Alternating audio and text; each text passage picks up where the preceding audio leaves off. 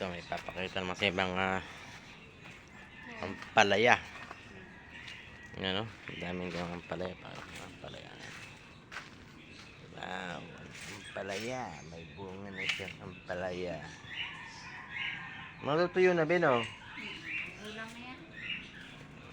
Ngayon ang mga tanong ampalaya.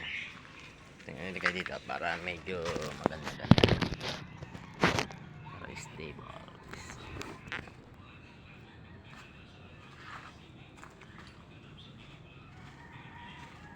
Maybe kan pagkatanggal hapon natin ko itong kahoy na ito sa kabila para marinis na. Nilinis kami dito kasi lang pala.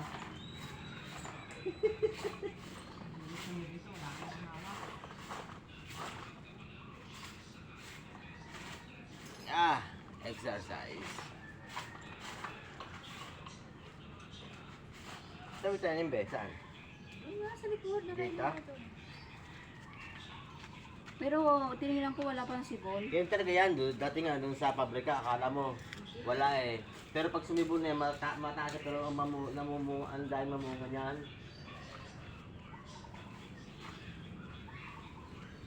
Sunday ngayon, wala kaming pasok. Kaya maglalaba muna kayo mamaya. Mag-ayos ng bahay. Kailangan pala yung mga suso lahat tanggalin kasi pag yan pala nanganak napakarami. Oo nga. Ayan, nakita ko bilog-bilog ando. Kulay pula. Bilog-bilog na puti.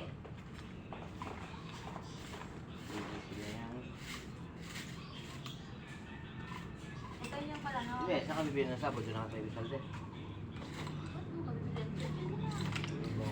Bago... Ayun, isang dala lang yan, isang dala.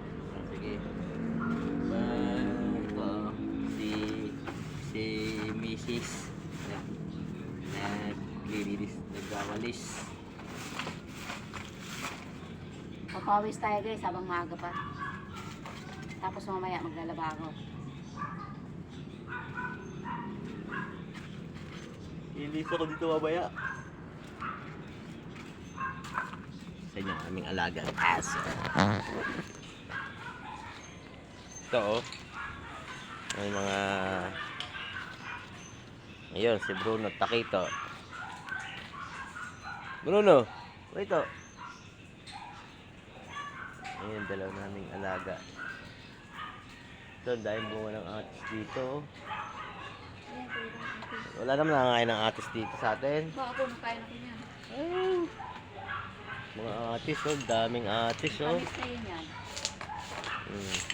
Daming atis. Yan pa. Yung tamis niyan guys, nakatikim na ako. Daming bunga ng atis. Pag nausukan siya, lalo dumami yung ano bunga.